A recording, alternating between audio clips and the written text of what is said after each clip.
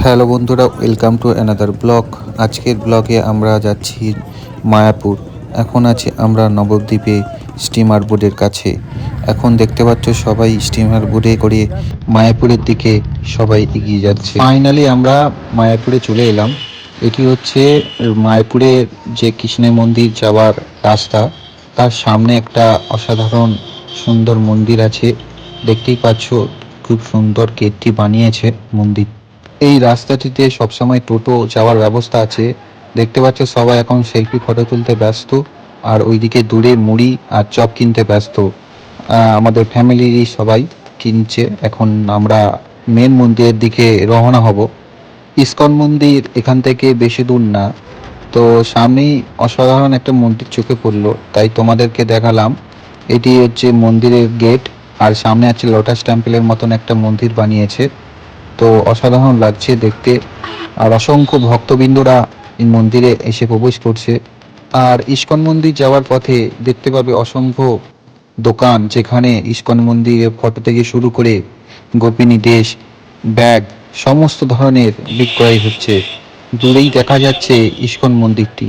এখানে বেশি দূর না, এখান থেকে প্রায় 10 মিনিট হেঁটে যাওয়া যাবে। দেখতেই পাচ্ছ অনেক ধরনের জামা কাপড়ের স্টল থেকে শুরু করে রাস্তার মধ্যে খাবারের স্টলও আপনারা দেখতে পাবেন। আর সাথে তো অটো সবসময়, টোটো আর সাথেই আছে, যাওয়ার কোনো সমস্যাই হবে না। তো এখন আমি কিছু রিভিউ নিয়ে নেবো কেমন লাগছে। কেমন লাগছে ঘুরে মায়াপুর? খুব ভালো লাগছে। পরিবেশ, এত সুন্দর দোকানপাট আমার তো খুব পছন্দ হয়েছে, খুব ভালো লেগেছে। দেখছি আমার খুব তাড়াতাড়ি আসবো মায়াপুরে। খুব ভালো লাগবে। মাঝে মধ্যেই দেখতে পাবেন এরকম টিকা পড়াচ্ছে, আর সাথেই আছে এরকম নানা রকম খাবার। আর দেখতে পাচ্ছ কপিনীর ড্রেস বিক্রয় হচ্ছে মাত্র 700, 1000, যে যেমন রকম মার্কেটের দাম। আর এখানে হচ্ছে ছোট ছোট বাদ্যযন্ত্র বিক্রয় হচ্ছে। আমরা ঠিক ইস্কন মন্দিরের কাছাকাছি চলে এসেছি। কিছুক্ষণের মধ্যেই আমরা ইস্কন মন্দিরে প্রবেশ করব। ঠিক ইস্কন মন্দিরের কাছেই দেখতে পাচ্ছ সবাই টিকা পড়ছে। মাত্র 5 টাকার বিনিময়ে আপনি কোন মন্দিরে প্রবেশ করার আগেই এই টিকিটটি পড়ে প্রবেশ করবেন। তো সবাই মিলে, আমার ফ্যামিলি সবাই মিলে এখন টিকাটা করে নিচ্ছে ঠিক মন্দিরের সামনে।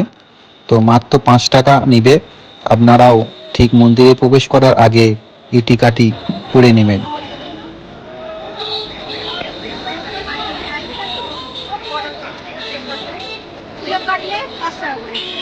তিলকটি কাটার পরে আমরা চলে এলাম মন্দিরের ভিতরে। অসংখ্য ভক্তবৃন্দরা দেখতে পাচ্ছ ভিড় করে আছে সামনের গেটের সামনে। আর এখানে হচ্ছে মন্দিরে আরতি টাইম কখন কি হবে তার সময়সীমা এখানে করা আছে। আর এখানে হচ্ছে কুপন কাটা হচ্ছে খাবারের জন্য। আপনারা এসে কাউন্টারে এসে কুপন কেটে স্বাদ গ্রহণ করতে পারেন।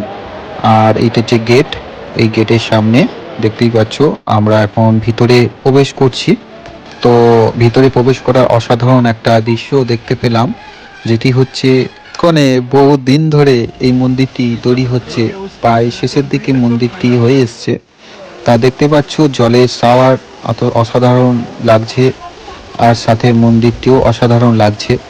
তো কাতারে কাতারে ভক্তবৃন্দরা ইস্কন মন্দিরে এসছে, আর আমাদের দেখালাম যতটুকু সম্ভব জুম করে দেখানোর চেষ্টা করছি। দেখতেই পাচ্ছ শ্রী চৈতন্যদেবের মন্দির এইটা। আর ডিসেম্বর জানুয়ারি থেকে ভক্তবৃন্দরা কাতারে কাতারে মানুষ মায়াপুরে প্রবেশ করছে। এখন প্রায় সকাল 11টা বাজে। আমরা মায়াপুরে ইস্কন মন্দিরের মধ্যে আছি। এটি হচ্ছে রথ। প্রত্যেক দিন সন্ধ্যার সময় প্রভুকে রথে চড়িয়ে ঘুরতে নিয়ে যাওয়া হয়। আর এটি হচ্ছে মায়াপুরে মুভি থিয়েটার। এখানে শ্রীকৃষ্ণের নীলা সমস্ত ধরনের মুভি এই থিয়েটারের মধ্যে আপনারা এসে টিকিট সংগ্রহ করে দেখতে পারবেন।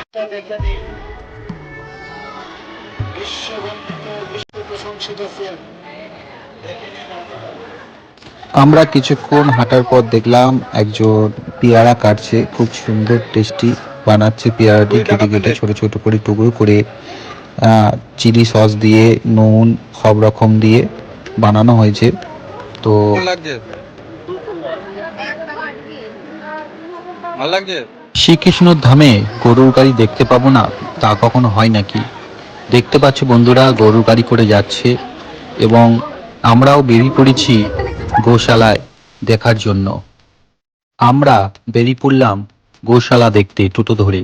মাত্র টোটো করে যেতে 5 মিনিট থেকে 10 মিনিট লাগে। 10 টাকা করে ভাড়া। এখানে সবাই টোটো করে গোশালা দেখতে যায়। তোমাদেরকে আমি শ্রীকৃষ্ণের গোশালা ঘুরিয়ে দেখাবো। অসাধারণ একটি গোশালা। চলে এলাম গোশালাতে।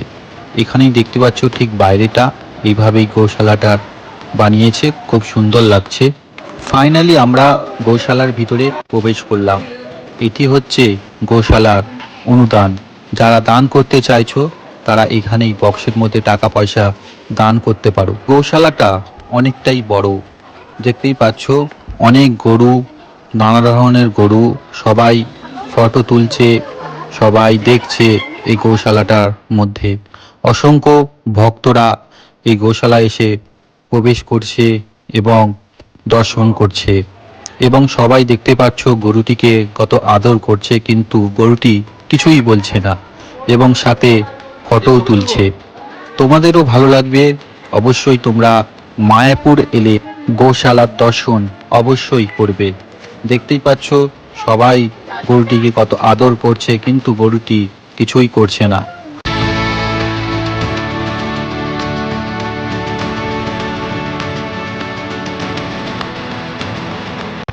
গোশালার ঠিক পাশেই দেখলাম গরুর খাবার বিক্রি করছে।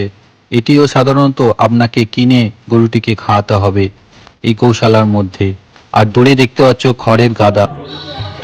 আর এটি হচ্ছে প্রসাদ খাওয়ার জায়গা, যেখানে ভক্তরা প্রসাদ খায়। লাইন দিয়ে বসে সবাই প্রসাদ খায়। ফাইনালি আমরা একটু নদীর দিকে এলাম। নদী দেখতেই পাচ্ছ, একটা স্টিমার যাচ্ছে। আজকের এই ব্লগটা এই পর্যন্তই আমি শেষ করব। পরে অন্য কোনো ব্লগে আবার দেখা হবে। আপনাদের যদি আজকের এই ব্লগটি ভালো লেগে থাকে অবশ্যই সাবস্ক্রাইব করতে ভুলবেন না। ধন্যবাদ, ভালো থাকবেন।